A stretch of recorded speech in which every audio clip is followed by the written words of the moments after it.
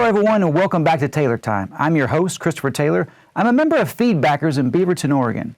If you want to become a better public speaker, if you want to climb the ladder of success professionally but just don't know where to go, if you want to work on your listening skills, which is hard if you're a man, according to my wife, join Toastmasters. And if you want to see an all-star club, try Feedbackers. Taylor Time is an episode about helping others. So tonight I have Dion Baccus. Dion, thank you for coming to the show. Hi, Chris. So initially, I met you, Dion. You were in senior management for a very successful organization here in the Northwest, a big logo, and I wanted to interview you for this show for the STEM program. I don't know much about it. I thought that would be very helpful. And in the process, I learned that you do service at every step of the way in your life. And that's really hard in today's world. And so what I'd like to get out of this interview is the fact that there's a lot of people out there that are busy in their day-to-day routines. Mm-hmm. The work day is busy, the family life is busy, there's no time anymore. And I feel like people think, what possible difference can I make? Sure. You know, if I do an act of kindness, what is that really going to benefit? And then I met you. And then I realized that you do service work at every step. With your employees, your personal life, your professional life, your spiritual beliefs. So with that, I'd like to do a little bit of an interview. And my hope is that if we talk through this a little bit, that the viewer out there can find a way to do some service work. Great, yeah, okay. So how old were you when you first saw the value of service work and helping others? Well, I think I really started seeing the value of service work early on, more before it actually resonated with me. So my father, had a reputation of always kind of going the extra distance for people. I mean, he was just that personality that was willing to, give the shirt off his back to somebody in need. And so he had little traditions such as we never had Thanksgiving dinner before he would make a couple plates and then take them out to people in need, to the homeless, and give those plates away, and then we would sit down for it. Really? Yeah. That was your tradition? Yeah, that was the tradition. So, at that time, young man, it's not really sinking in, but I like to think that somewhere in there were some lessons learned. So, as time went on and later in life, and I got towards my late 20s and really began to think less about hanging out with friends or, who I was dating or what's going on in the games this weekend, and started thinking more about, what's my path forward and, what really is going to be my journey. Somewhere in that time, the need to give to others just started to bubble up in me. And so I would say it's that late 20s is when, I just started thinking about it. I mean, I'll tell you a little story. Yeah, please do. One day, and I can't really tell you where the thought came from, but I just had this idea of, I know people in restaurant, I know people that some people need to eat, how can I connect the two? So I started calling around to some local shelters and spoke with a shelter for abused women and said, hey, what do you do there to feed the families? And they said, we know we have a cafeteria and we kind of go through this routine. And I said, well, how would you feel if I got food from one of the local restaurants, and this restaurant was it was an icon in Birmingham, Alabama. It'd been around for like 34 years. Yeah, it was named Lavoie's. I'm really close to the family, and my childhood friend was operating it. And so that'd be a treat, to get Lavoie's food. And I said, well, what if I can go to Lavoie's and get a bunch of food and I'll come serve it to you one night, just as a treat. Yeah. And they were ecstatic. And so that was, I think, my first moment to where I actually just found a way to give back. It wasn't like a special program. It wasn't that I got involved into an organization or anything like that. I just put one and one together and said, hey, where's there a need, and how can I use the connections I have to satisfy some of that need? That's awesome. That's a really good story. Yeah, I have a mentor that tells me I can only keep what I have by giving it away. Yeah. I try to practice that. So, okay, so you had that moment, you're in your late 20s, you realize, okay, you started living right, doing right, and sound like things have started going right. What are some other examples that you started doing? What were things that helped you to get to this point today where you're living a life of service? Yeah, so right around this same time, I really began to explore a lot more of what life had to give, and I did that by spending a tremendous amount of time in Barnes & Noble. Okay. So big bookstore. Yeah. Place. So I mean, I got in this role for a while that basically, if I wasn't working, I was out walking with my dogs and sitting around and just pondering the nature of reality and the nature of consciousness and how does it all work and why are we here and you know what's really going on. And if I wasn't doing that, and I would spend hours. I mean, just me, and I had two Doberman pinchers. And we would just go walking through the woods, and I had a couple of places I like to stop, and I would just sit there and just ponder on these things for like hours. And when I wasn't doing that, I was normally in Barnes & Noble, and I spent a lot of time in the science section and in the personal growth section. Those are two good sections. Yeah, so I kept a little notepad in my back pocket, pocket size. It was a small thing, and I would write down the titles of the books I liked, so I would just go through the books and pick them up, and often randomly pick different sections, and that's really where I began to read literature from the Dalai Lama, and that made a huge effect on me. I read The Four Noble Truths, and that had... It's a good one. Yeah, that had a real big effect on me, and The Art of Happiness, and picked up several books on, cognitive science and how the brain works, and really was the reality. Now, I've always been drawn to these things. So a lot of self-help. So it sounds like you got to a point in your life where you really, I don't know about reinvented yourself, but really built yourself up. Put a lot of tools in your belt, right? Sure. On how I to would help say others. it's probably closer to a reinvent. I would say the story of my life, if there is one, is more of kind of a series of reinventing myself. I've become quite efficient at it, actually. Okay. Well, so fast forward to your career. Whenever you had a successful career, and how did you live a life of service in that regard? How were you able to help everyone at your organization that you worked? If you could share a few stories about that, and then your home life. Sure. So my real big launching into the IT world in my first real kind of serious IT job. I mean, I started off doing software development, but it was a startup.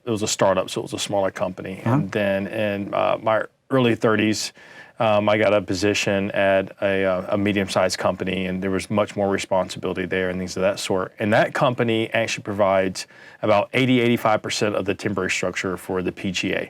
So if you've ever watched a golf game and you saw the stadiums and stuff on the whole, it's more than likely Schaefer Sports is who put it together. Okay. And I got brought on there to help figure out how to track the inventory. It was all done by pen and paper, and those are a lot of parts, and they're moving all over the country, and it caused quite a bit of a expense every year. CapEx was big every year to replace all the stuff that they were sort of analog. Yeah, very much so. Yeah. So they asked me to come do that, and I just have a style that you can't really know things unless you go experience yourself. So I took the opportunity and asked leadership, hey, can I spend some time in the field? I think I can understand how to track this stuff and really what goes on if I'm there with the guys. So I went in the field and I built tents, and I did the same work that the construction crews did, so that I could understand how the tent went together. Why do the parts get lost? Well, while I was doing that, and I think this is when the lessons out of starting, at this point I've been meditating for a couple of years and doing yoga as well. And some of the lessons you learn there is about being aware of the moment and of now. And there's a kind of a known thing that humans miss 80-90% of the stuff going on around them. We're always focused on... What was that? Yeah, exactly. We're always focused on whatever the 1,000 thoughts in the mind. The Buddhists refer to as the monkey mind. It's a known thing that we kind of have all these thoughts rambling around, and we're more occupied by those than being in the moment of now.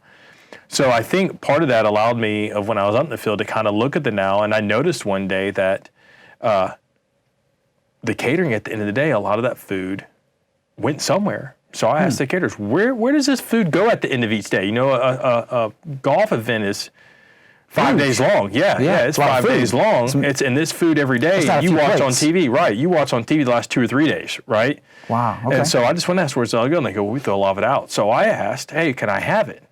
And they were like, all sure. Of it? I was like, no, I'll take what you give me. So I just started meeting them at the end of the day. Instead of going to the dumpster, they started giving it to me. I would take the company van, put food in it, and drive around town and hand it out to the homeless. That's an incredible story. Because again, it's kind of like the thing before. It's just I was aware of this, and somewhere in me just had this drive to give. You didn't plan it before you were just out there, saw the food, yes, said, How can I have this? Yes. Why? That's amazing. You don't do much during tournament week. All the work's before and after. So tournament week, you watch golf and you kind of hang out and see if thing breaks. And they'll change things around too, because you'll have like a kid day, so you got to pop some tents up. So, and that's sitting around and thinking, that's some stuff I did. So that's kind of a way that I would start to provide service, just not really in the job, but taking advantage of where the job was. And then if you kind of fast forward to today, over the years, I began to get into project management professionally, and then I started learning about agile project management. And there's a concept in agile way of thinking, and really it's become known as the lean agile mindset, where you really look at things as being like a servant leader, and you guide people. Well, instead of like being authoritarian or dictating to people, hey, you do this or you do that, you really look at, well, what do I need to provide, and how can I support people so they can be successful? How do I remove blockers and impediments so that way the team can be successful, and give them more autonomy, more empowerment? So now some of my service work has really become into how I work day to day.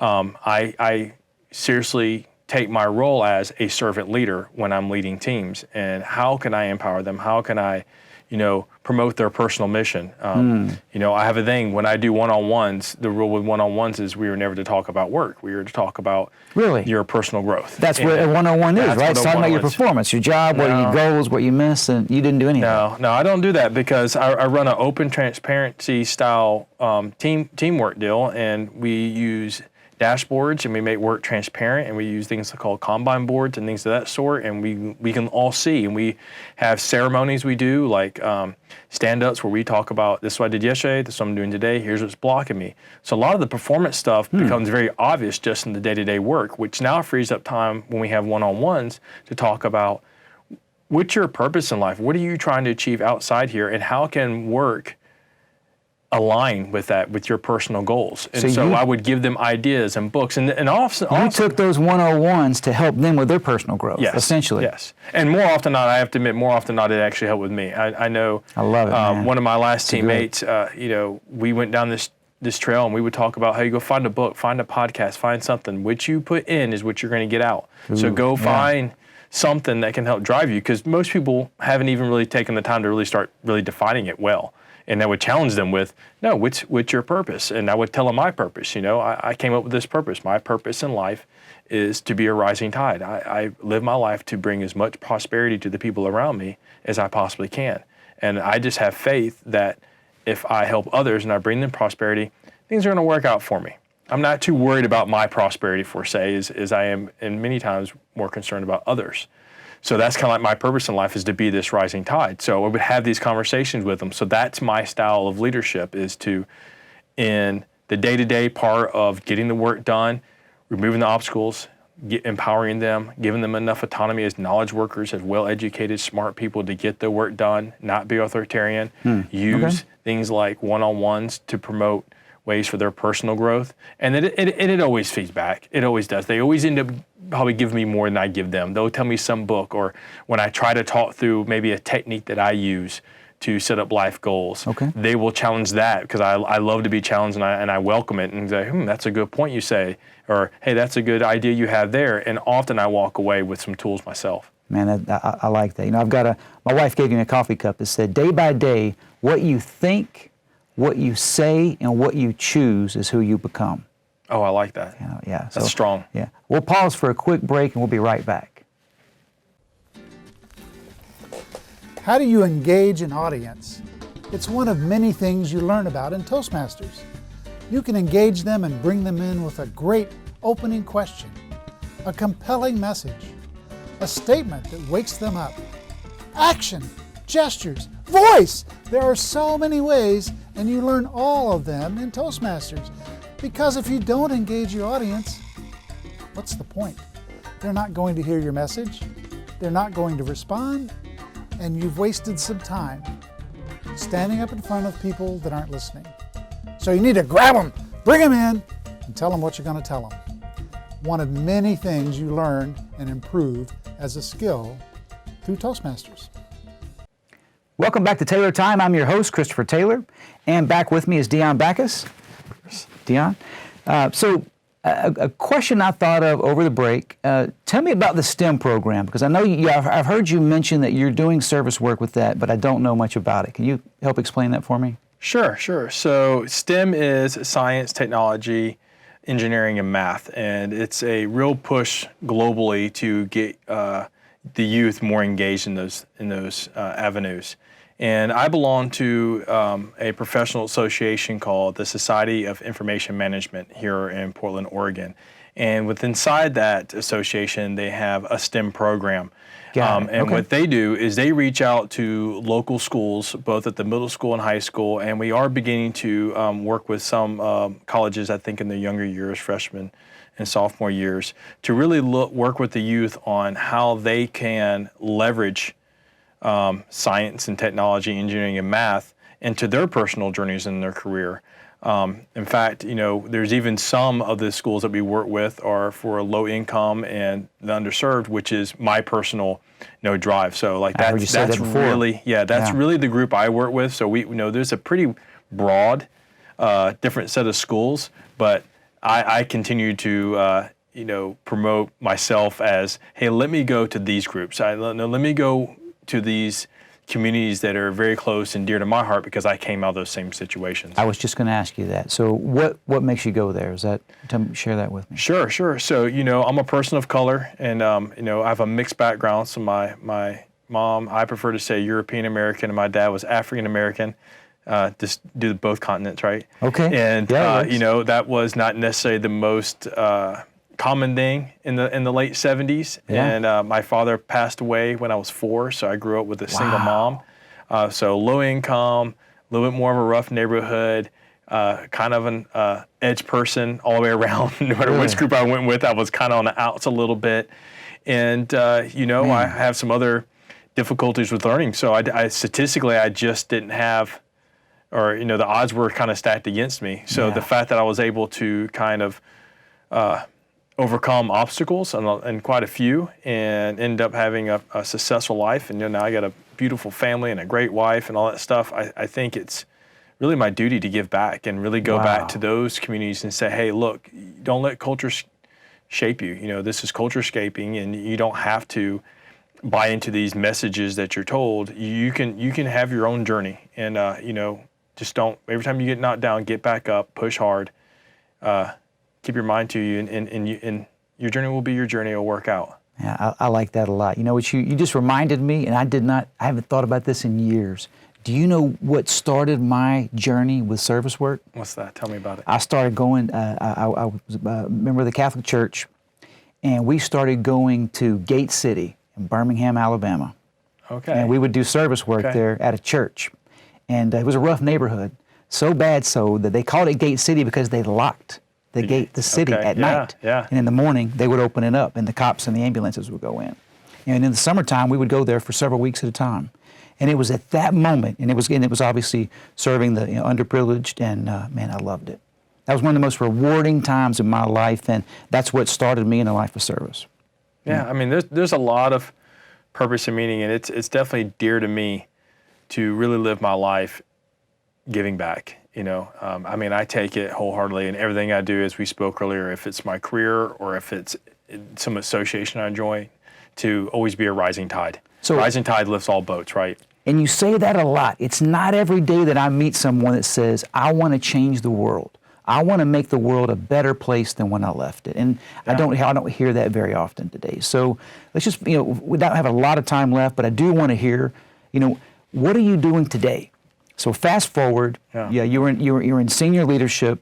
You towed the company line for the man, and then you said, you know what? I've been living this way for so long that I want to do something different. So what are you doing today, and how do you integrate service work into that? Sure. So I've taken the leap of faith into entrepreneurship, and I've started my own company. A leap. Yeah, it is. It is. It took me a while to get there. It's a scary leap, but I decided to go that route, and I've started a company that focuses on doing talks and training.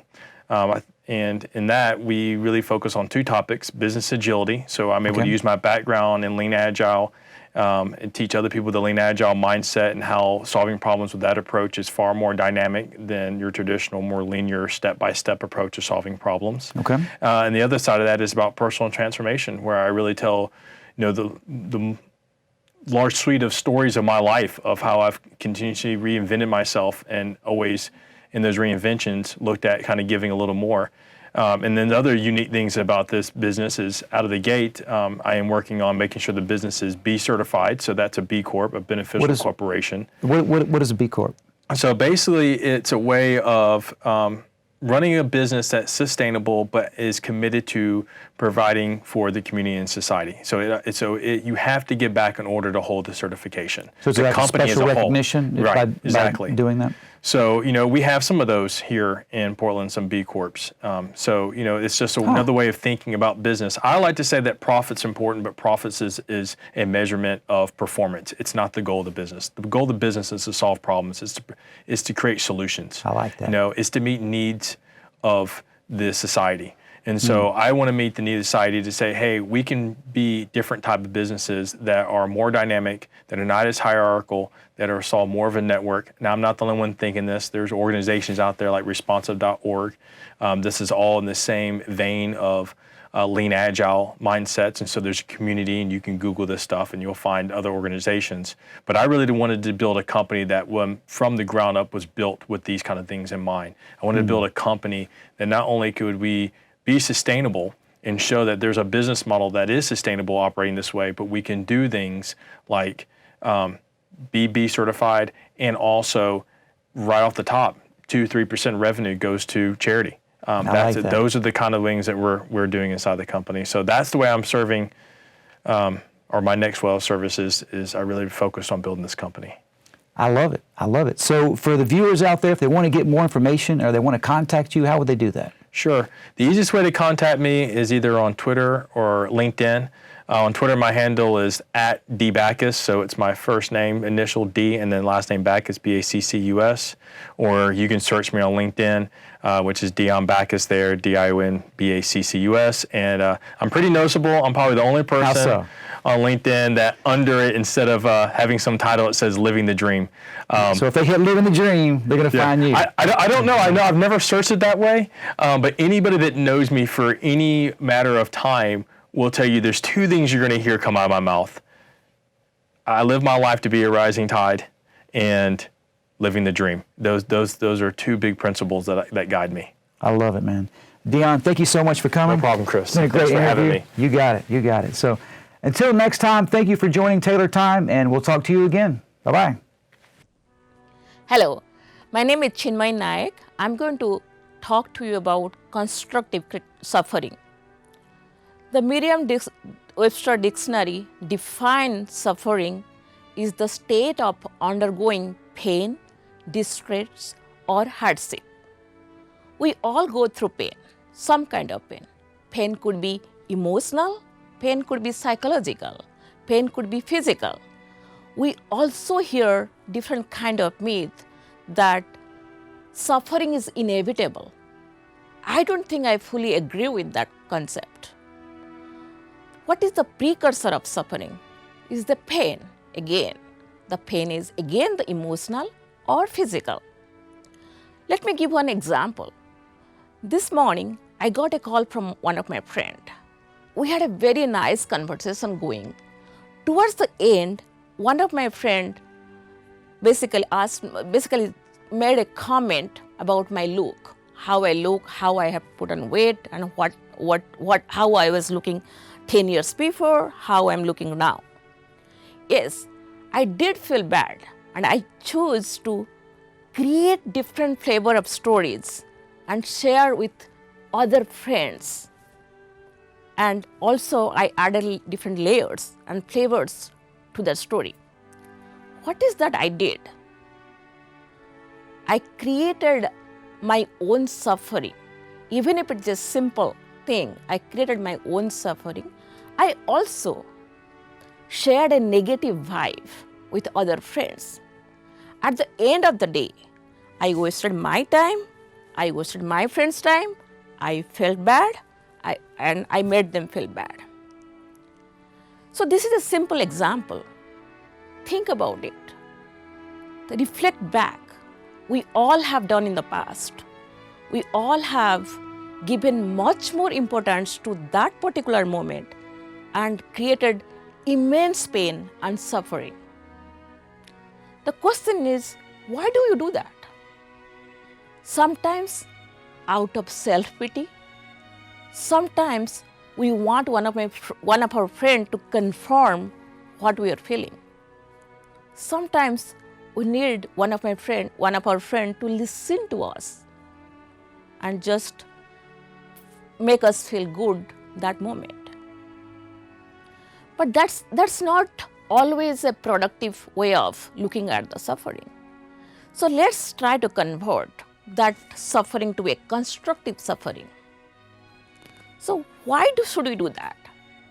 The reason we have to convert that suffering to a constructive suffering is to fuel and make that a driving force to achieve the goal we are going to accomplish, or we have the dreams to achieve, or we want to achieve. The question is, how do we even do that? If we agree that we are creating suffering, then 50% work is done. That's the hardest part. Acknowledging that we are creating our own suffering is almost like 50% work is done. Then you start converting them. How do I do that? In order to convert your suffering to a constructive suffering, you have to practice self-awareness. Once you are aware of yourself, you will take a contrary action right where you are going in the suffering position. This is going to help you achieve your goal. Because if you are depending on the motivation or inspiration from others, that doesn't stay for a long time. Motivation comes and goes. You stay inspired for a few minutes. But if you are driven, you can get through suffering easily by changing your perspective of the circumstances. That a disciplined mind leads to happiness. An undisciplined mind leads to suffering.